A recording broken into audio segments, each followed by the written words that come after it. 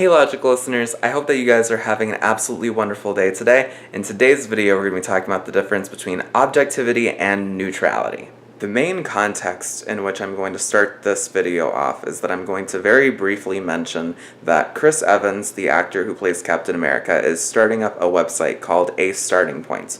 And the purpose of A Starting Point is to educate people about different political views on certain key topics and key policy issues that are happening all across the country. This is an interesting idea that I actually don't hate, but I am worried about it, because the information that I've read about it suggests that it is a website in which politicians are the people who get to talk about these key topics and these key issues.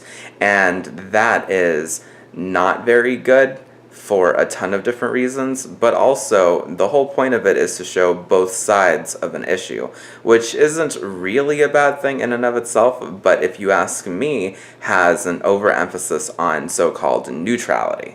Neutrality has an emphasis on appearing even-handed or balanced, whereas objectivity focuses on arriving at a position based off of available evidence.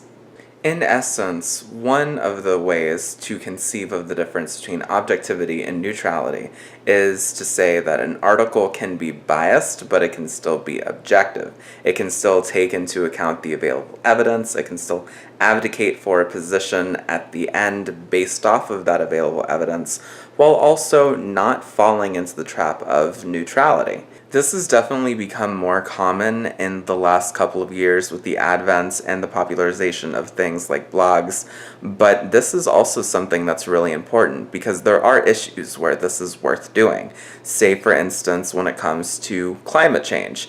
There is a debate about whether or not some people want to do something to combat climate change and other people don't. And we no longer have to pretend that the people who advocate doing nothing in the face of climate change, or the people who worse insist that we should invest more in unrenewable, unclean energy, are on the same footing as the people who say that we should be doing something. We don't have to do that anymore, and we shouldn't have to. And frankly, there are a lot of spaces where we shouldn't be doing that at all, where we should just be relentlessly advocating for clean energy and not even pretending to be neutral on this issue, because neutrality is not an acceptable position. That's not to say that neutrality can't be valuable, because it definitely can, but we need to be willing to admit in some spaces, in some contexts, about some topics, that we don't have to be neutral, and that it's not valuable or viable to be neutral anymore.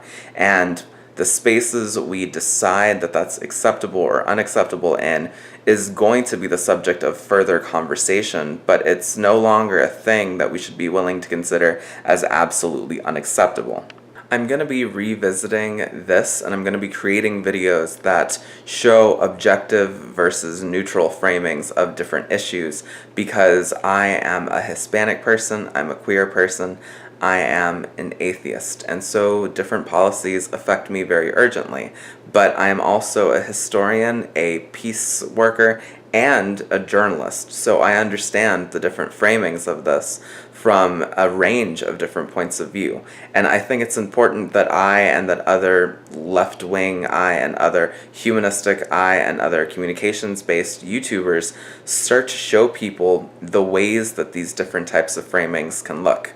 I'm definitely interested in revisiting this particular video and in showing off frames of different types of political issues, so I can't wait to make another video in this series, but until then I'm going to let you all go.